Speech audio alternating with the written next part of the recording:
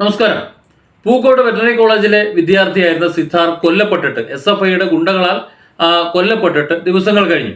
Kerala police അന്വേഷിക്കുന്നു എന്ന് പറയുന്നു. തുടക്കത്തിൽ എങ്ങനെയാണ് പോലീസ് പ്രതികരിച്ചിരുന്നത് എന്ന് നമുക്കറിയാം. ഇവിടെ സിദ്ധാർത്ഥിന്റെ രക്ഷിതാക്കൾ മുഖ്യമന്ത്രിയെ നേരിട്ട് കണ്ട് കേരള പോലീസിന്റെ അന്വേഷണം തങ്ങൾക്ക് തൃപ്തികരമല്ല എന്നും CBI ഈ കേസ് അന്വേഷിക്കണമെന്നും ആവശ്യപ്പെട്ട് മിനിറ്റുകൾക്കുള്ളിൽ സർക്കാർ ഉത്തരവിടുന്നു CBI അന്വേഷണം വേണമെന്ന്. എൻ്റെ സംശയം, ഇത്ര പെട്ടെന്ന് പിണറായി വിജയൻ എന്ന മുഖ്യമന്ത്രിക്ക്, ആഭ്യന്തരമന്ത്രിക്ക് ഇങ്ങനെ തോന്നാൻ എന്തായിരിക്കും കാരണം? തുടക്കത്തിൽ SFIയുടെ ഈ ഗുണ്ടകളെ സംരക്ഷിക്കാൻ വേണ്ടി സർക്കാർ തലത്തിൽ അല്ലെങ്കിൽ മറ്റ് പാർട്ടി തലത്തിലൊക്കെ വളരെ ശക്തമായ നീക്കങ്ങൾ നടന്നു എന്നത് വാസ്തവമായിരിക്കെ വളരെ പെട്ടെന്ന് സിദ്ധാർത്ഥിന്റെ കുടുംബത്തോട് ഒരു വല്ലാത്ത വാത്സല്യം തോന്നുകയും സ്നേഹം തോന്നുകയും അതിൽ കുറ്റബോധം കൊണ്ടോ അല്ലെങ്കിൽ കേസ് തെളിയണമെന്ന ആഗ്രഹം കൊണ്ടോ വളരെ പെട്ടെന്ന് CBI ഏൽപ്പിക്കണമെന്ന് തോന്നാൻ എന്തെങ്കിലും ഒരു മഹാത്ഭുതം സംഭവിച്ചു എന്ന് എനിക്ക് തോന്നുന്നില്ല. അത് ഈ കേസിന്റെ നാൾ വഴി കാണുമ്പോൾ തന്നെ മനസ്സിലാവും. സിദ്ധാർത്ഥ തന്റെ വീട്ടിലേക്ക് വരുന്നു. വീട്ടിലേക്ക് പോകുന്ന വഴിക്ക് SFI ഗുണ്ടകൾ അവിടെ തീരുമാനമെടുക്കുന്നു, സിദ്ധാർത്ഥിനെ തീർക്കണം. അങ്ങനെ വന്നില്ല എന്നുണ്ടെങ്കിൽ പണി കിട്ടും, പിന്നെ കോളേജിൽ പഠിക്കാൻ വരില്ല എന്ന രീതിയിൽ ഭീഷണി മുഴക്കിക്കൊണ്ടായിരുന്നു ഈ ഗുണ്ടകളും അല്ലെങ്കിൽ ഇവരൊക്കെ അവിടെ ഇടിമുറികളിലും മറ്റും പെരുമാറുന്നത് വ്യക്തമായി അറിയാവുന്ന സിദ്ധാർത്ഥ എറണാകുളത്ത് നിന്നും തിരിച്ച് വയനാട്ടിലേക്ക് പോകുന്നത്.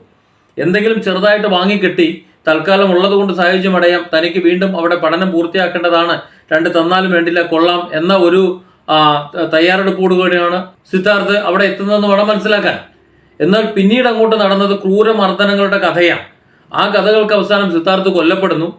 തൂങ്ങി മരിച്ചതാണ് എന്നവർ പറയുന്നു. പക്ഷെ തൂങ്ങാൻ പറ്റുന്ന ഒരു ആരോഗ്യസ്ഥിതിയിലല്ല സിദ്ധാർത്ഥ് എന്നാണ് ആ കാര്യങ്ങൾ കൊണ്ട് വ്യക്തമാകുന്നത്. അബോധാവസ്ഥയിൽ എങ്ങനെയാണ് കയറി തൂങ്ങുക? മാത്രമല്ല അവിടെ അദ്ദേഹത്തിന് തൂങ്ങാൻ കഴിയില്ല എന്നുള്ളൊരു അവസ്ഥയുമുണ്ട്.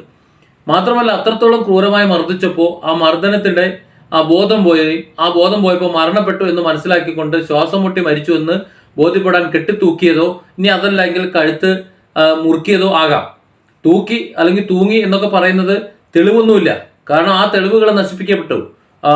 തൂങ്ങിയ കയറില്ല, തൂങ്ങിയ തുണിയില്ല, അതുമായി ബന്ധപ്പെട്ട തെളിവുകളൊന്നും തന്നെയില്ല. ഹാജരാക്കുന്ന തുണി തന്നെയാണെന്ന് യാതൊരു ഉറപ്പുമില്ല.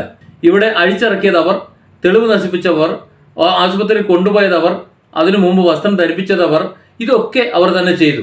അതായത് സിദ്ധാർത്ഥിന്റെ കൊലപാതകത്തെ സംബന്ധിച്ചിടത്തോളം ആരും മിണ്ടരുതെന്ന് ഡീനും അസിസ്റ്റന്റ് വാർഡനും അവിടെ പറഞ്ഞതിന് പുറമെ, വിദ്യാർത്ഥികൾക്കെല്ലാം നിർദ്ദേശം കൊടുത്തതിന് പുറമെ തെളിവുകളെല്ലാം നശിപ്പിക്കപ്പെട്ടു.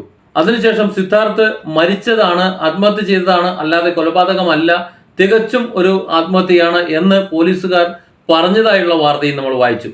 അതിനുശേഷം അറസ്റ്റ് ചെയ്യപ്പെട്ട പ്രതികളെ കോടതിയിൽ ഹാജരാക്കുമ്പോൾ, മജിസ്ട്രേറ്റിന് മുന്നിൽ ഹാജരാക്കുമ്പോൾ ഒരു പാർട്ടി നേതാവ് തന്നെ കൂടെ പോയതും പാർട്ടി നേതാവിനെ മജിസ്ട്രേറ്റ് പിടിച്ച് പുറത്താക്കിയതും നമ്മൾ കണ്ടു. അതായത് ഈ പ്രതികളെ, സിദ്ധാർത്ഥിനെ കൊന്ന പ്രതികളെ പാർട്ടി 100% സംരക്ഷിക്കുന്നു എന്നതിന്റെ തെളിവുകൾ കഴിഞ്ഞ ദിവസങ്ങളിൽ പുറത്തു വന്നതാണ്. എന്നിട്ടും വളരെ പെട്ടെന്ന് പിണറായി വിജയന് ഈ കേസ് CBIക്ക് വിടാനുണ്ടായ ഒരു ഒരു വ്യഗ്രത എന്താണ്? അത് സിദ്ധാർത്ഥിന്റെ കുടുംബത്തോടുള്ള സ്നേഹമാണെന്ന് തോന്നുന്നുണ്ടോ? അതായത് ഈ കേസിലെ പ്രതികളായിട്ടുള്ള മുഴുവൻ ആൾക്കാരും തെളിവുകളില്ലാതെ, സാക്ഷി പറയാൻ ആളില്ലാതെ വെറുതെ വിടുന്ന ഒരു സാഹചര്യം വരും എന്ന് ഉറപ്പാക്കിയ ശേഷമാണ് കേസ് CBIക്ക് വിടുന്നത് എന്ന് നമുക്ക് മനസ്സിലാക്കാം. ഇവിടെ ആകെ ഉള്ളത് എന്താണ്? ആന്റി റാഗിംഗ് സ്ക്വാഡിന്റെ റിപ്പോർട്ട് മാത്രമാണ്.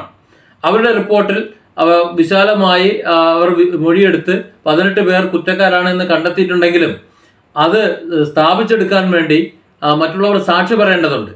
ഈ വിസ്തരിച്ചിട്ടുള്ള സാക്ഷി പറയുന്ന ഓൺലൈനായിട്ടും ഓഫ്ലൈനായിട്ടും ഒക്കെ സാക്ഷി പറഞ്ഞവർ കോടതിയിൽ വന്ന് സാക്ഷി പറയണം. അപ്പോഴാണ് ഇത് തെളിവാകുന്നത്.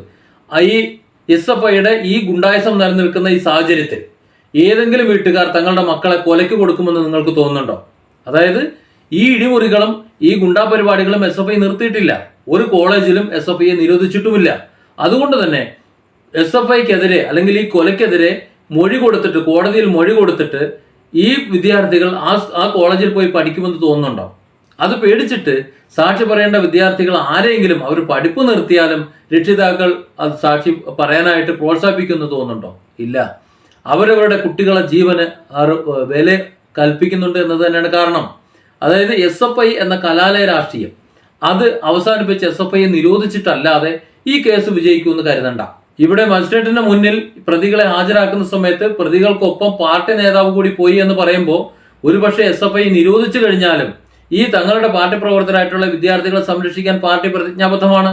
അതുകൊണ്ട് തന്നെ ആരെങ്കിലും സാക്ഷി പറയുകയാണെങ്കിൽ അവരുടെ ഗതിയും ഇതേ ഗതി തന്നെ വരും എന്ന് മനസ്സിലാകുന്നത് കൊണ്ട് തന്നെ ആരും തന്നെ സാക്ഷി പറയാൻ എത്തില്ല എന്നും ഈ കേസ് എവിടെയും എത്താൻ പോകുന്നില്ല എന്നും പിണറായി വിജയന് നന്നായിട്ട് അറിയാം. അതുകൊണ്ട് തന്നെയാണ് അദ്ദേഹം ഈ കേസ് CBIക്ക് വിടുന്നത്. അല്ലാതെ സിദ്ധാർത്ഥിന്റെ വീട്ടുകാരോടുള്ള സ്നേഹം കൊണ്ടാണെന്ന് ഞാൻ കരുതുന്നില്ല.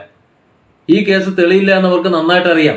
അപ്പോൾ പിന്നെ CBI എന്നല്ല, ഇനി ആര് വന്ന് അന്വേഷിച്ചു കഴിഞ്ഞാലും തെളിയാൻ ആവശ്യമായ തെളിവുകൾ എല്ലാം നശിക്കപ്പെട്ടു. ആദ്യത്തെ മണിക്കൂറുകൾ അതിനുവേണ്ടി ചെലവഴിക്കപ്പെട്ടു. അതുകൊണ്ട് ഒരു പോസ്റ്റ്മോർട്ടം റിപ്പോർട്ടും ആന്റി റാഗിംഗ് സ്ക്വാഡിന്റെ ഒരു റിപ്പോർട്ടും മാത്രം വെച്ചുകൊണ്ട് ഈ കേസ് പൂർണ്ണമായി തെളിയിക്കപ്പെടുമെന്ന് എനിക്ക് തോന്നുന്നില്ല.